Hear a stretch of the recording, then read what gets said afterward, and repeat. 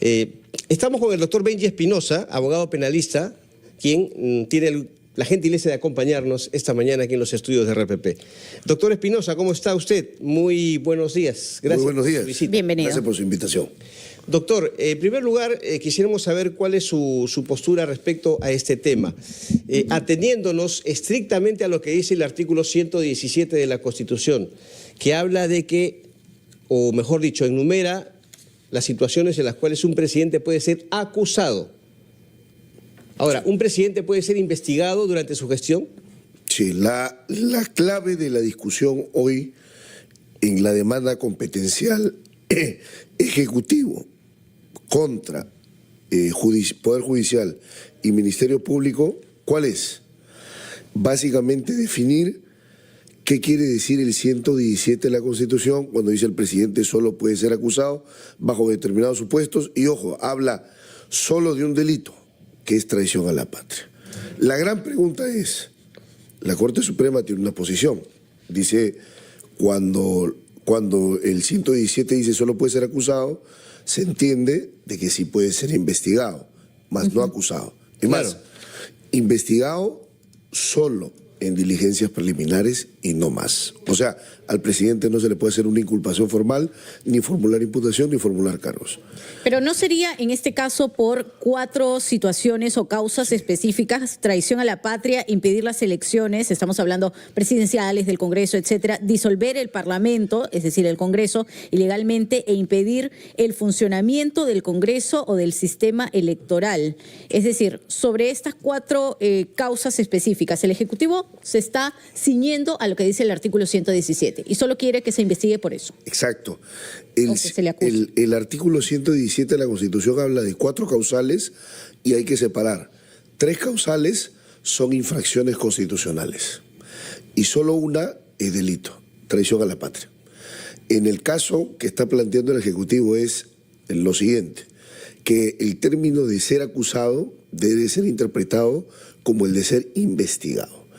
Yo he mantenido esa posición cuando ustedes recordarán defendía al presidente Castillo. Lo que he dicho es que la interpretación que hay que hacer, o sea, la Constitución no puede interpretarse bajo el Código Procesal Penal, sino el Código Procesal Penal a la luz de la Constitución. Así se interpreta.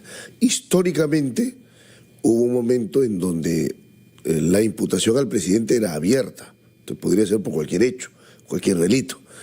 Pero en determinado tiempo se cambia y se establece que en realidad solo puede ser acusado por un delito, que es traición a la patria.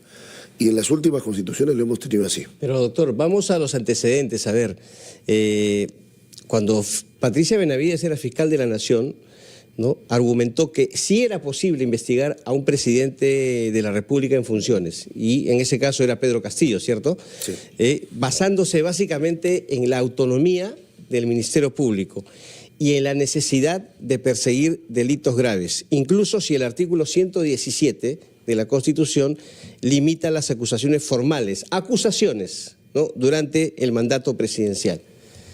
¿Qué opina respecto al argumento que se presentó en aquella oportunidad? Yo creo que no es correcto, creo que no tiene fundamento. Voy a poner algunos ejemplos.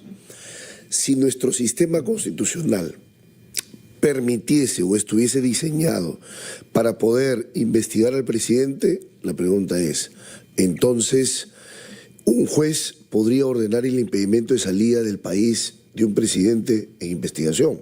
Porque recordemos que desde las diligencias preliminares puede ordenarse el impedimento de salida del país, claro, para evitar la fuga de un investigado. Entonces, mientras la Constitución dice, un momentito, no, el único órgano que autoriza la salida o el viaje de un presidente fuera del Perú es el Congreso. Nadie más que el Congreso, no el judicial. Entonces, ahí, por ejemplo, tenemos un ejemplo de cómo, en realidad, si entendemos sistemáticamente nuestro texto constitucional y su espíritu, está diseñado para proteger la inmunidad presidencial. El presidente no puede ser tocado con el pétalo de ninguna investigación mientras dure su mandato. Entonces se tendría que dar cambios directamente en la Constitución. Esa es una opción. Que fíjense ustedes, a mí me llama la atención como muchos de los congresistas que decían, un momentito, no, al presidente Castillo se le puede investigar, pero no acusar. Hoy dicen, no, en realidad por la gobernabilidad del Perú, la presidenta Boluarte no debe ser investigada. Yo he visto varios juristas... ¿Pero qué se debería cambiar en concreto para que sí se le pueda investigar a un presidente en funciones? No, a ver, solo como precisión, tendría que cambiarse el término ser acusado por ser investigado. Eso es lo que podría cambiarse. Uno. Ahora, yo creo que el Tribunal Constitucional, que hoy va a escuchar los alegatos de las partes, creo que en un mes va a resolver esta disputa y creo que se va a adherir a la posición de la Constitución histórica. Entonces vamos a tener dos decisiones, según lo que yo creo. La Corte Suprema que dice si se puede investigar y el Tribunal Constitucional que va a decir no se puede investigar.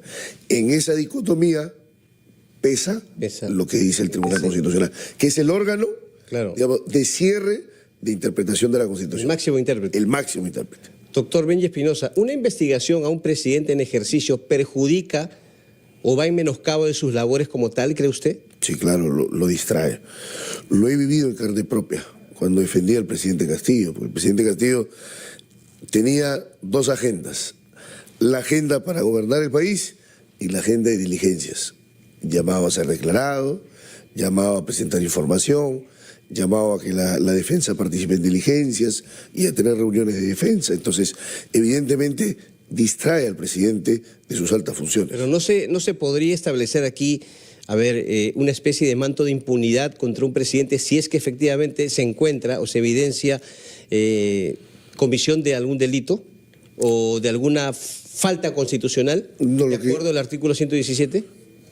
Lo que básicamente tendría que hacerse en todo caso es lo que se ha venido haciendo: investigar a quienes pueden ser investigados, por ejemplo, los altos funcionarios, los ministros, congresistas y otros coinvestigados, conservar la fuente de prueba y al término del mandato presidencial poder realizar la investigación al presidente.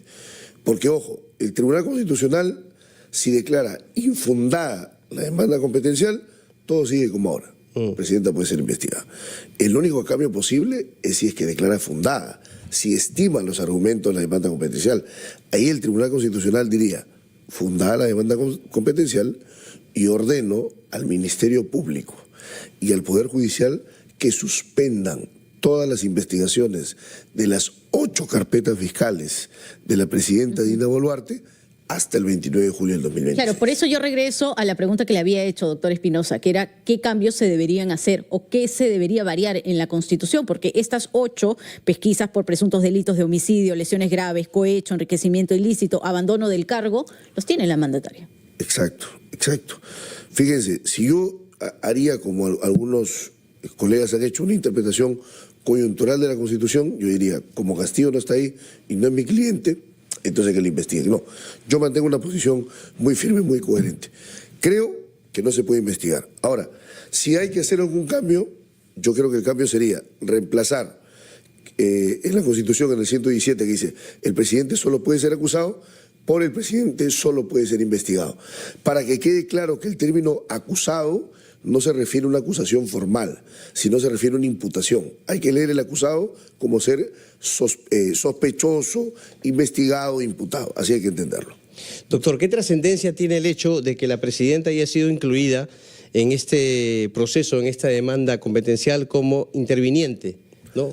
Sí, tercero, con interés en el resultado. Exacto. Es correcta la medida del Tribunal Constitucional, porque acá hay que entender el derecho de defensa de manera amplia.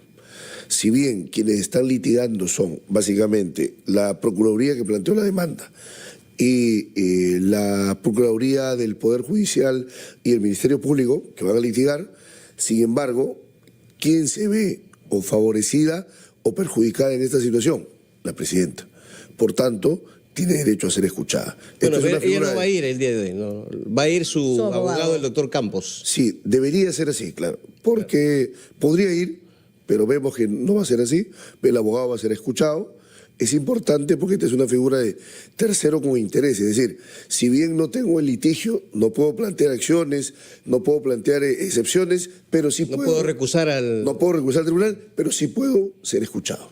Tercero con interés o litigio. Y solo muy breve, como excepciones en el futuro, ¿qué delitos graves deberían incluirse?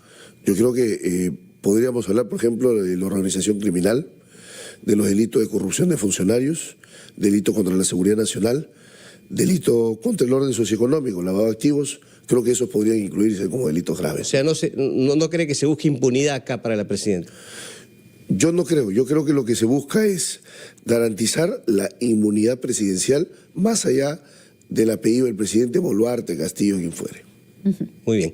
Bueno, Gracias. doctor, muchas gracias por esta explicación que usted nos ha dado didáctica respecto a esta audiencia que habrá hoy en el Tribunal Constitucional y, por supuesto, veremos los resultados en un mes aproximadamente. Aproximadamente. Doctor, muy agradecido. Muy Buenos amable. días. Buenos días. El doctor Benji Espinosa